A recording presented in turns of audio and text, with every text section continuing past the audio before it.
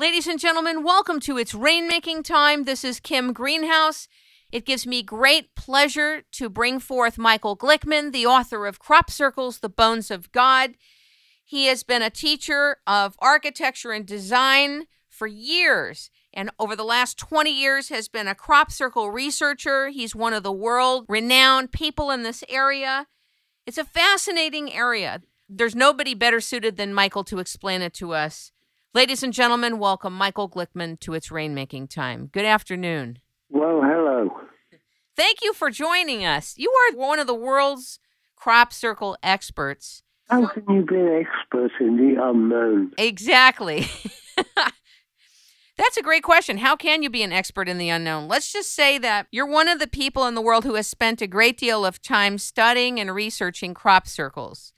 One of the things I loved about your book is that it seems like you bring everything into play. Mathematics, cosmology, philosophy, research, psychology, everything you can think of. And I wanted to ask you the first question to open up the subject about crop circles, because a lot of people say, oh, they're man-made phenomenons. Now, I read your book, so I do understand that they're not. But what is this about cognitive dissonance that seems to happen when people study and research crop circles? Why do people have such cognitive dissonance? Would you explain what it is to the audience? Cognitive dissonance is when something happens in the real world which is so unfamiliar, it jars and is unacceptable and simply cannot be allowed to be seen. It is so strange in view of the world view which has been held up to this moment that we're not prepared to shift it to accept the intrusion of an unusual reality.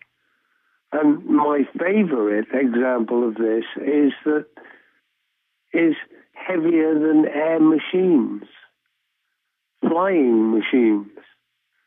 When the Wright brothers flew by a public tram track for 4 years, it was denied. People refused, although this was on public display.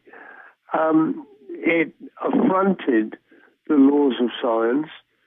It was an offense to the way the world should be. And so it was denied and denied and denied. When some lunatic came up and suggested that the world could not be flat, it was denied and denied and denied. And we see this continuously, and the crop circles represent a real insult to our worldview, and people deny it. They seek every conceivable method of making excuses. They seek every conceivable method of averting their eyes and pretending it's not there. And indeed, as I mentioned in the book, I think there are two phenomena. Phenomenon one is that every season, every summer, we get huge, amazing, elaborate, intricate, articulate, artistic, beautiful forms in the fields. That is breathtaking. Phenomenon two is that people ignore it. This is even more breathtaking. This is even more astonishing. And after 20 years, I am more bewildered by phenomenon two than by phenomenon one. Does that clarify it? Very clearly. In your book, you say in May and June, you can see crop circles in barley, and in July and August, they come a lot in wheat. You can see it in wheat fields. You're an architect and an engineer and a designer. Obviously, you have to be grounded in reality. You have to have a certain discipline and groundedness to have been trained in those areas. Yeah. So it's hard for me to think that people would just dismiss your findings and dismiss your 20 years of crop circle research. When we think of Stonehenge, a lot of people think it's beautiful.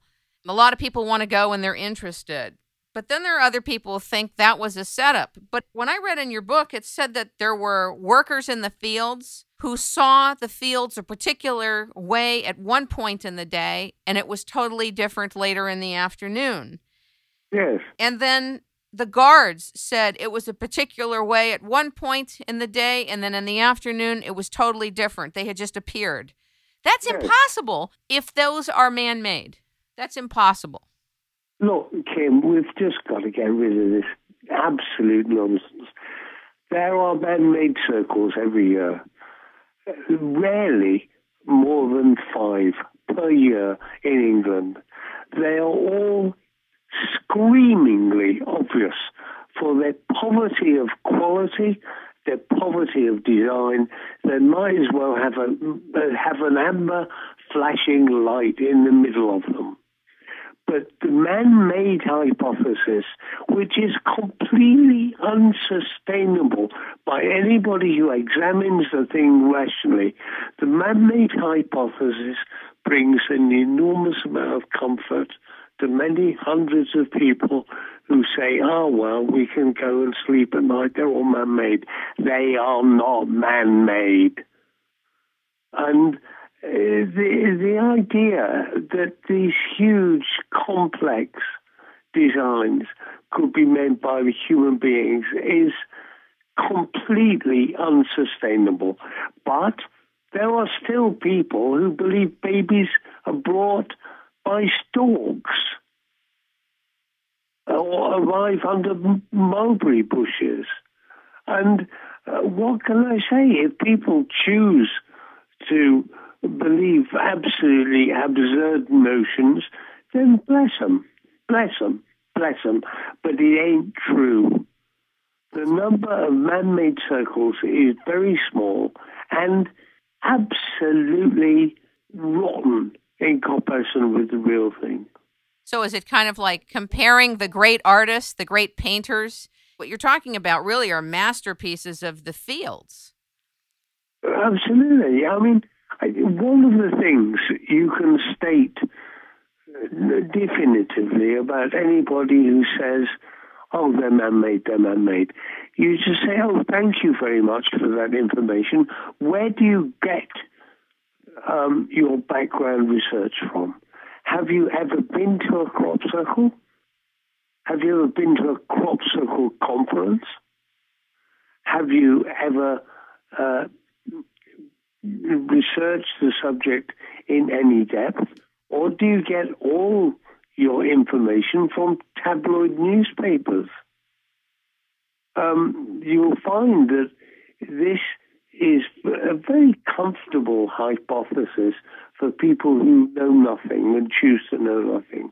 But I would challenge anybody to come here in the summer and walk in one crop circle and say, oh, it's man-made. I was not only an architect, I was a professor of architecture. I know how difficult it is to manifest things, to make things, to construct things in the real world. I could not make a crop circle satisfactorily with any number of resources thrown at me. I don't know how to do it. And I was good at things. I was good at making things and designing things. This is beyond me. Let's talk about the pentagram structures and what you refer to as a golden proportion. There's something in geometry that you're referring to or in physics that has to do with these structures that you're seeing. Could you explain it to us?